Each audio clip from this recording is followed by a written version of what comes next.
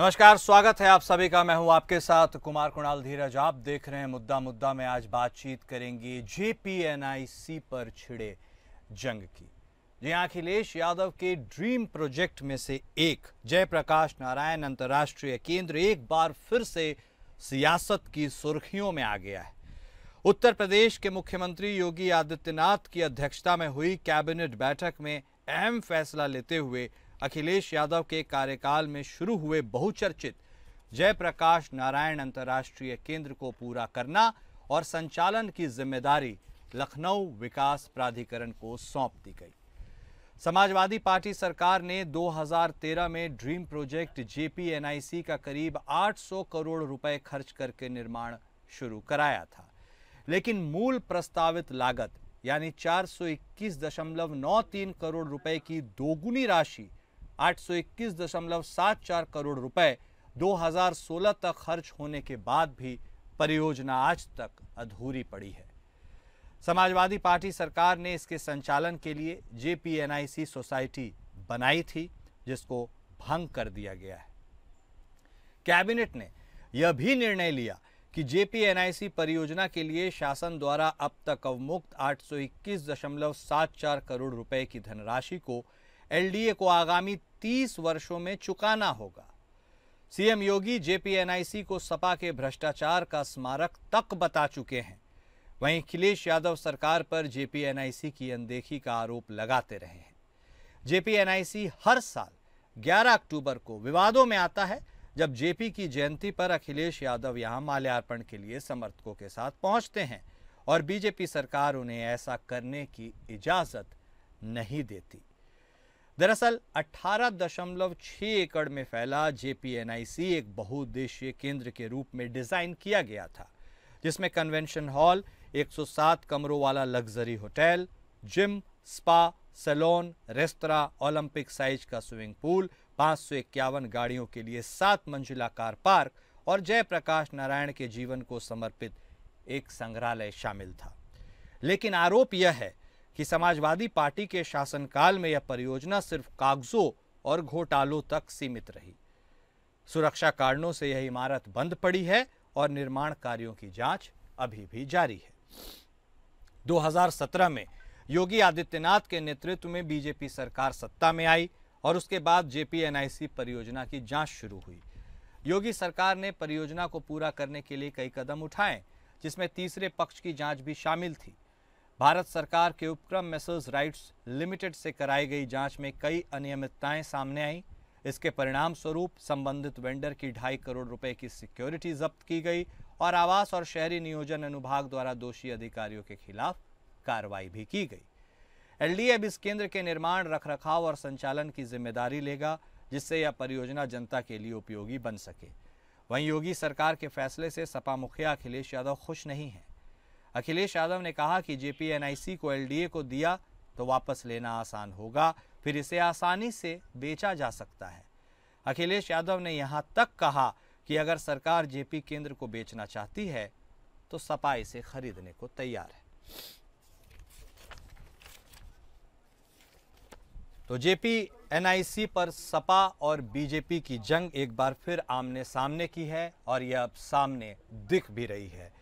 आखिर कितना गंभीर यह मुद्दा है और क्यों आरोप प्रत्यारोप का दौर शुरू हो गया है, इसी को लेकर आज हम अपनी चर्चा की शुरुआत करते हैं। हमारे साथ हमारे सभी खास मेहमान जुड़ चुके हैं। समाजवादी पार्टी की तरफ से बतौर प्रवक्ता अशोक तिवारी साहब हमारे साथ जुड़ चुके हैं।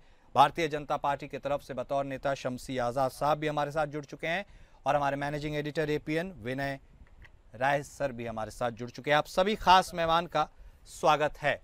सबसे पहले शुरुआत तिवारी साहब आप ही के साथ, क्योंकि ड्रीम प्रोजेक्ट ये आपका था। क्या 2013 में आपने कल्पना भी किया होगा कि एक दिन ऐसा भी आएगा जब यह एलडीए को सुपुर्द कर देने की बात कही जाएगी और आपने जिस उद्देश्य के साथ इस बहुउद्देशीय भवन का निर्माण शुरू किया था वह अधूरा सा रह जाएगा? आखिर आपको अपने टेन्योर में ही तो इसे पूरा कर लेना था। अब जब नहीं हो पाया तो देखिए क्या हो रहा है। संतुष्ट हैं आप इससे तिवारी साहब? सर देखिए, जनता निर्णायक होती है सर किसी भी कर्म की। जो भारतीय जनता पार्टी की सरकार, उत्तर प्रदेश सरकार जिस तरह से विद्वेषपूर्ण कार्य कर रही है, और जिस तरह से वो लोक नायक जयप्रकाश नारायण जी, जिनका बहुत सम्मान देश में है, विदेश में है, सब जगह पर है, ऐतिहासिक पुरुष है, और जो है जिन्होंने संपूर्ण क्रांति का नारा दे करके इस देश को एक तरह से दूसरी आजादी दिलाई थी। और उनका नाम कितना है इसको कहने की जरूरत नहीं, सारा मीडिया जानता है, सारे लोग जानते हैं, पूरे देशवासी जानते हैं उनका किस तरह से अपमान किया है योगी सरकार ने, किस तरह से उनको जो है माल्यार्पण नहीं करने दिया हमारे राष्ट्रीय अध्यक्ष जी को, उनको दीवार फांद करके जाना पड़ा है, किस तरह से उसमें जो है साफ सफाई नहीं रह गई, बिल्कुल बंद कर, ताला बंद कर दिया गया उसको, विकास कार्य सारे उसके कार्य रुद्ध कर दिए, रोक दिए गए।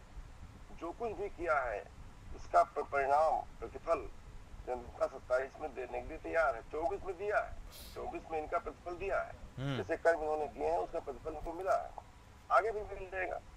सवाल इस बात क्या है कि जनता आज लोकतंत्र है हमारे यहाँ देश में, और लोकतंत्र में जनता ही निर्णायक होती है, जो जैसी करनी वैसी भरनी, जो कार्य कर रहे हैं उसका परिणाम पाएंगे। आज इन्होंने बेच ही दिया एक तरह से 30 साल की उस पर दे दिया इन्होंने, तो उसको तो इनको बर्बाद करना ही था, लेकिन जनता 27 में इनको खदेड़ेगी, इनका शासन खत्म होगा और हमारा शासन होगा, तो हम सारी चीजों को ठीक करेंगे, फिर दुरुस्त करेंगे, चुस्त करेंगे। आज लोग नायक जयप्रकाश नारायण जी का सम्मान थोड़ी कम हो जाएगा, इनके कम करने सम्मान कम नहीं हो जाएगा, उनका सम्मान तो सदैव के लिए है, उन्होंने जो कार्य किए हैं वो सदैव के लिए है, साधारण नहीं है। आज समाजवादी विचारधारा को ही कुचलने का प्रयास कर रही है भाजपा, आज समाजवादी विचारधारा को ही, आज दलित, वंचित, शोषित, पीड़ित इनके मसीहा थे लोक नायक जयप्रकाश नारायण जी, उनको ही बर्बाद करना चाहती है। आज दलितों का हक नहीं मिल रहा उनको, पीड़ितों का हक नहीं मिल रहा उनको, आज किसानों को किस हाशिए पे खड़ा कर दिया गया है।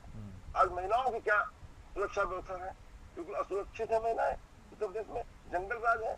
आज कदम कदम पर लोग पीड़ित है, शोषित है, वंचित है, और दलितों को उनका अधिकार नहीं मिला, उनका हक मारा जा रहा है। ठीक है, उनको जो है आरक्षण का हक नहीं मिल रहा है। ठीक जी आजाद साहब, सवाल तो ठीक है तिवारी साहब, ठीक है आजाद साहब, सवाल तो लेकिन सर आपसे भी तो पूछा जाएगा। चलिए ठीक है, इनमें कितनी अनियमितताएं थे, क्या थी, एक सोसाइटी बनी है, सरकार आपके पास है, ताकत आपके पास है, उसको एलडीए को सौंपने की क्या जरूरत पड़ी? क्या उस सोसाइटी के ऊपर आप अपनी निगाह नहीं रख सकते थे?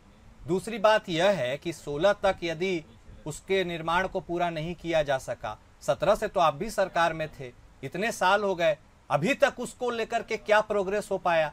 और अब उसे फिर से एलडीए को एक बार ट्रांसफर करके आगे की कवायद शुरू की गई है। ऐसे में फायदा किसे, नुकसान किसे? सोच क्या है आपकी आजाद साहब?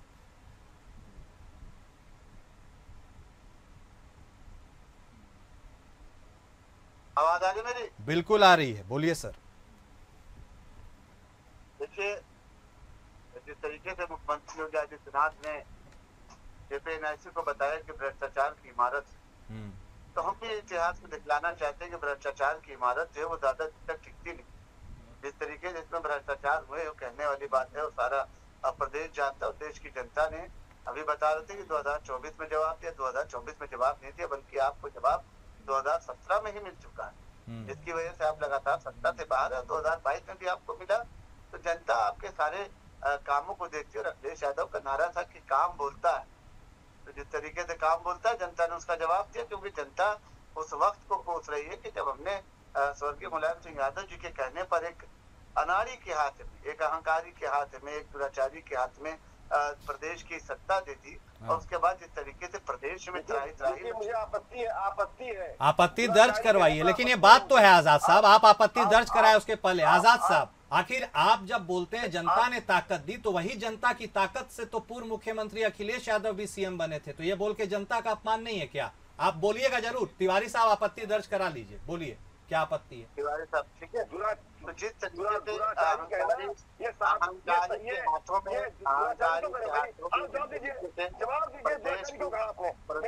आजाद साहब ठीक है, शब्दावली से उनको आपत्ति है सर, आखिर वो भी पूर्व मुख्यमंत्री है सर, बोलिए। लगातार जनता जवाब दे रही है, लगातार जनता जिस तरीके से सम्मान का दुराचार किया है,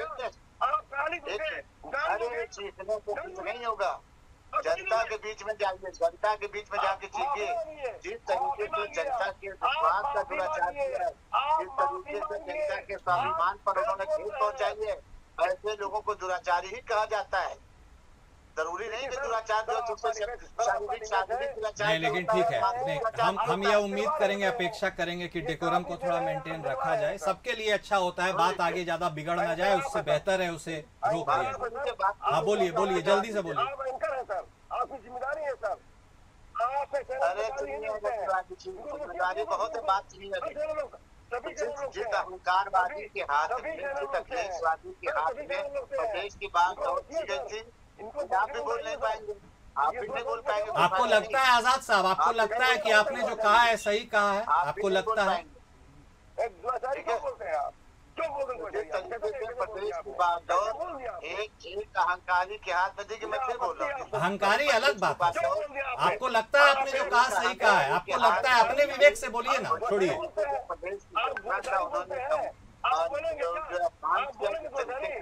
सम्मान को ठेस पहुंचाया है, वो प्रदेश की जनता ने देखा और लगातार उसका जवाब उनको मिलता जा रहा है। अब उन्होंने शुरू किया है पीडीए, तो ये भी क्या चीज है? ये भी पापी दुराचारी है, अत्याचारी है। का मतलब भी पापी दुराचारी अत्याचारी है, आपको मतलब नहीं पता।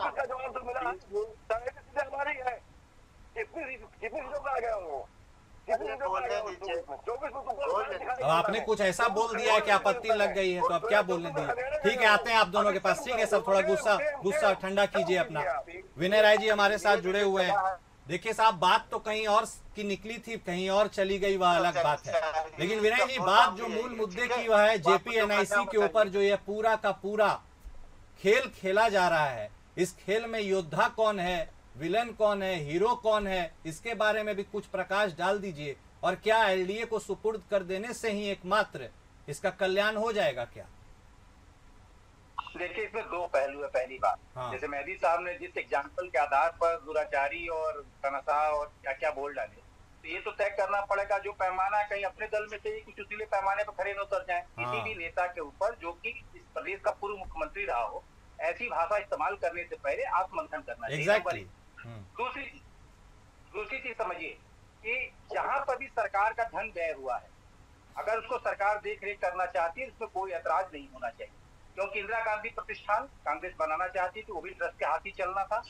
लेकिन उसके साथ एक ऐसी घटना घटी कि जिस जमीन पे इंदिरा गांधी प्रतिष्ठान बनना था, वो जब बसपा की सरकार थी, मायावती जी मुख्यमंत्री थी, तो वहां पर अम्बेडकर उद्यान बन गया। फिर बाद में कांग्रेस के लोगों ने इस पर पिटीशन किया, क्योंकि उसके लिए धन का आवंटन हो चुका था, जमीन का अलॉटमेंट हो चुका था। तो फिर कोर्ट के सुपरविजन में इंदिरा गांधी प्रतिष्ठान बनाने का निर्णय हुआ। कोर्ट ने बाकायदा उस पर रिसीवर नहीं किया और उसकी मॉनिटरिंग खुद हाईकोर्ट इलाहाबाद लखनऊ बेंच ने किया। अब तब जाके इंदिरा गांधी प्रतिष्ठान बनकर तैयार हुई और आज की तारीख में उसकी मॉनिटरिंग, उसका सब कुछ देख रेख का काम एलडीए के पास। मैं कह रहा हूँ जेपीएनआईसी बनकर तैयार हो, उसकी देखभाल ट्रस्ट करे या उसकी देखभाल एलडीए करे। मैं पूछना चाहता हूँ, जब सरकार का धन व्यय हुआ है तो एलडीए देख रेख कर क्या बुराई है? तो कोई बुराई नहीं। लेकिन अब दूसरा सवाल इससे खड़ा होता है कि 8 सालों तक जेपीएनआईसी का काम ठप क्यों था? अगर उसमें कुछ घोटाला हुआ तो वो लोग जेल क्यों नहीं गए? उनके घर से उतनी रिकवरी क्यों नहीं हुई? और अगर 8 साल बाद ही बुद्धि जगी है, तो मुझे तो लगता है 8 साल में कोई बिल्डिंग आप घर बना के छोड़ दें, वो खंडर हो जाता है। जो बनी हुई चीजें हैं, जो मेंटेनेंस में होती रहती, अगर वो काम बाधित है तो दोबारा उसका अलग से व्यय होगा। तो मेरा सिर्फ इतना कहना है कि आज 8 सालों बाद ही सही, अगर एलडीए को सौंपा गया है तो उसका पारदर्शी तरीके से उसका काम हो। जो लोग उसके दोषी हैं, अगर जांच 8 साल तक चल रही है तो जांच कितनी लंबी और चलने वाली है, ये भी एक पैमाना तय होना चाहिए सरकार की तरफ से। और स्पष्ट बात है, जैसे आज की तारीख में इंदिरा गांधी प्रतिष्ठान लखनऊ के लिए एक अच्छी चीज बनकर तैयार है। कोई सरकारी कार्यक्रम हो, प्राइवेट कार्यक्रम हो, वैवाहिक कार्यक्रम हो, सब में बुक होता है। एलडीए को आय का जरिया बन चुका है। ठीक उसी तरीके से जेपीएनआईसी अगर बनकर तैयार होता है तो नाम से जयप्रकाश नारायण जी का ही रहेगा। तो ये जरूर ध्यान रखा जाए, उसका ठीक तरीके से संचालन हो। और उसमें कोई जैसे बार बार विपक्ष कहता है कि उसको किसी को बेचने की तैयारी है, तो मुझे लगता है कि सरकार के द्वारा बताई गई चीज अगर बेची जाएगी तो कहीं न कहीं सरकार के साख पर भी सवाल खड़े होंगे। लेकिन आज की तारीख में मेरा स्पष्ट मत है कि जिस चीज का निर्माण सरकार अपने धन से करती है, अगर उसका नियंत्रण, उसका संचालन अपने पास रखती है, इसमें कोई बुराई नहीं। कई सारी चीजें बेची गई है, इसीलिए शायद विपक्ष को मौका भी मिलता है। एयर इंडिया को ही देख लीजिए क्या हुआ। खैर तिवारी साहब, आपको लगता है कि क्या कहीं जी जी एयर इंडिया के बारे में वो टाटा समूह का पहले भी था, लिया गया, बाद में दिया कि कोई भी घाटे चीज चलाना नहीं चाहता है। ठीक, आप तमाम पैटर्न के गेस्ट हाउस देखेंगे जो लीज पर दे दिए गए जगह जगह के, लेकिन जो फायदे उसमें एक मानक है कि अगर कोई आप चीज बना रहे हैं जो जिससे फायदा हो रहा है उसको आप प्राइवेट को हैंड ओवर नहीं करेंगे, लेकिन अगर वो घाटे की चीज है तो आप उसको लीज एग्रीमेंट करके हैंड ओवर करते हैं, चाहे वो आप दिल्ली एयरपोर्ट का मसला ले रही है चाहे कहीं का भी ले लीजिए। जो लीज के साथ एग्रीमेंट को मालिकाना हक आप नहीं देते हैं, हाँ। उनको संचालन करने के लिए पर्टिकुलर समय के लिए उनको अलॉट करते हैं। अगर गवर्नमेंट को लगता है कोई मानक का उल्लंघन हो रहा है तो सरकार उसको करार को तोड़ सकती है, उसको वापस ले सकती है। हाँ, ये बात तो जहां तक JPNIC का सवाल है, बनकर तैयार हो रहा है, सही समय से बने, क्योंकि मैं देख रहा हूँ 2 बार से लगातार उत्तर प्रदेश के पूर्व मुख्यमंत्री वहां पे एक बार तो मल्यार्पण करने में सफल रहे, दूसरी बार वहां पूरे हंगामा हुआ, गेट पर तालेबंदी कर दी गई, सेट लगा दिया गया। तो मेरा मत है कि कोई एक मुद्दा न बने जहां सरकार का पैसा एक बार लग चुका है तो वो खंडहर नहीं बनना चाहिए। ठीक है, उसका सही समय से निर्माण हो, सरकार उसका करेक्ट पॉइंट टेकन।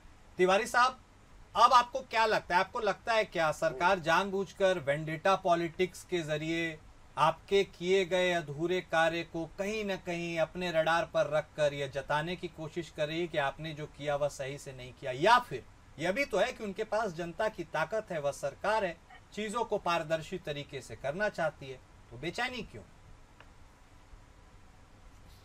देखिए सर, ये 2025 है, 27 में चुनाव होने वाला है। जैसा काम कर रहे हैं जनता की निगाहों में सारी चीजें होती हैं सर, और शालीनता भी होती है। किस पार्टी का प्रवक्ता कितना शालीन है ये भी देखती है जनता, देखती है, जनता निर्णय लेती है कौन व्यक्ति किन शब्दों का प्रयोग कर रहा है। मैं अगर प्रयोग करूंगा तो मैं आदरणीय योगी आदित्यनाथ जी कहूंगा, मैं कभी ऐसे शब्द नहीं प्रयोग करूंगा। उन चीजों का भी जनता आकलन करती है। जनता तो सभी चीजों का आकलन कर रही है, आपके अहंकार का आकलन कर रही है, आपके दम्भ का आकलन कर रही है, आपके जो है शब्दों का आकलन कर रही है। जनता बहुत महान होती है।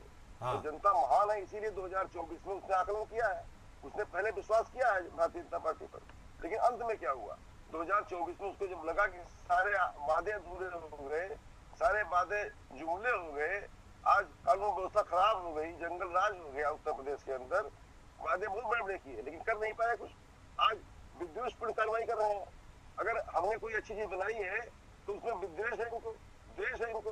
द्वेष वाले व्यक्ति को जनता नकार देती है, हमेशा प्रेम को बढ़ावा देती है। आज लोकनायक जयप्रकाश नारायण जी का कितना सम्मान है ये मैं शब्दों में नहीं कह सकता। उनके साथ जो अपमान किया जा रहा है, उनको मल्यार्पण नहीं करने दिया गया, आज जो तहस नहस कर रही है उनके नाम को, उनके लिए क्या तहस नहस करेंगे? ये चाहते हैं करना, कर नहीं पाएंगे। किसी भी सम्मानित व्यक्ति का सम्मान आपके कम करने से कम नहीं हो जाएगा, आप कितना भी प्रयास कर रहे हैं। सवाल इस बात का है, इनके कार्यों का आकलन जनता कर रही है, जो किसानों के साथ कर रहे हैं, महिलाओं के साथ कर रहे हैं, युवाओं को जो सड़कों पर भटकने के लिए मजबूर किया है, दलितों का हक छीना है, पिछड़ों का हक छीना है। अब ये कितना भी अपना जो है दिखावा कर ले, कितना भी नाटक कर ले, कितने भी वादे कर ले, अब जनता इनके झांसे में आने वाली नहीं है सर। ठीक, जनता को पता चल चुका है, इनके प्रवक्ताओं का अहंकार भी जनता देख रही है। ठीक, आजाद साहब एक बार फिर आपका रुख करते हुए 2 स्पष्ट सवाल हैं साहब, ईमानदारी से जवाब दे दीजिएगा। पहला तो जो आहत हुए हैं तिवारी साहब, अब यह लोग कहते हैं कि गुणों से लदा हुआ जो व्यक्ति है वह थोड़ा शालीन रहता है, तो क्या जनता की ताकत से जो अहंकार का आरोप वह लगा रहे हैं आप उसे स्वीकार करते हैं? और दूसरा यह मेरा सवाल है कि 8 साल तक कहाँ थी आपकी सरकार? जिस ओर विनय राय जी ने भी इशारा किया प्रारंभ में मैंने भी ये बात आपसे पूछा था कि आखिर इतने अरसे के बाद आपकी यह नींद क्यों खुली, और इस बीच जो आप सोए थे तो इतने बेखबर से क्यों थे? तिवारी जी बड़ा चिल्ला रहे थे कि 24 में, और उसके बाद ही आपने देखा कि 24 की गलती का सुधार करते हुए जब अभी उपचुनाव जब हुआ 10 सीटों पर, तो जिस सीट पर सबसे ज्यादा उछल कूद मचा रहे थे, जनता सरकार का होता है, सरकार गुंडाई करती है। आम चुनाव दिखाओ, आम चुनाव में हारे हो पूरी तरह से 80 सीटों पर, 4-3 में पूरी तरह हारोगे, यहाँ पर नहीं चलेगी। ठीक है, अभी आप बोल रहे थे, मैं आपको सुनना चाहता हूँ। ठीक है तिवारी साहब, 1 मिनट उनको बोल लेने दीजिए। ठीक है आजाद साहब, बोलिए आप कंप्लीट कीजिए।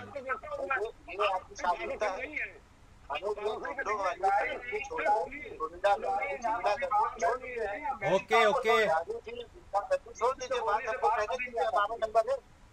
जल्दी से आजाद साहब, आपका क्या कहना है, आप बोलिए। आजाद साहब कंप्लीट कीजिए। समाजवादी पार्टी के कार्यकर्ता प्रवक्ताओं की यही आदत हो गई, ठीक है, और प्रवक्ता ही पार्टी की विचारधारा को प्रदर्शित करता है, ये भी बिल्कुल साफ है। तो हम लोग दिन भर देखते हैं किस तरीके से पार्टी के प्रवक्ता किस तरीके से। बोलिए, जल्दी कंप्लीट कीजिए आजाद साहब, बोलिए मूल मुद्दे की बात।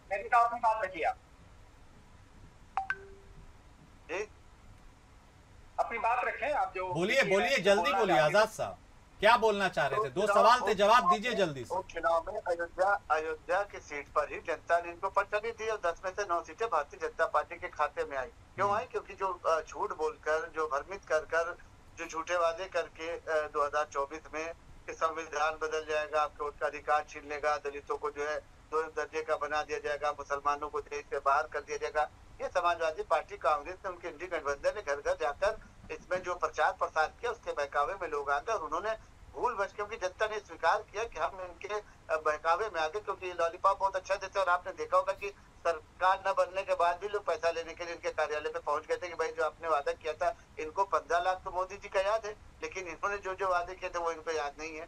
बहरहाल, तो अब सरकार जागी, क्योंकि सरकार का काम जो होता है समय सीमा पर होता है। जब समय आ गया है तो सरकार ने संज्ञान लिया और सरकार ने पीडब्ल्यूडी भी जो है वो सरकार के अंतर्गत ही आता है, कोई अलग से अमेरिका या उसको जो है इजराइल या ईरान इराक उसको संचालित नहीं करता, वो भी सरकार के अंतर्गत आता है। उसका भी मंत्री हमारे ही सरकार का मंत्री है, उसकी भी देख रेख हमारी सरकार से की जाती है, उसके भी कर्मचारी को तनख्वाह जो है सरकार के राजकोष से दी जाती है।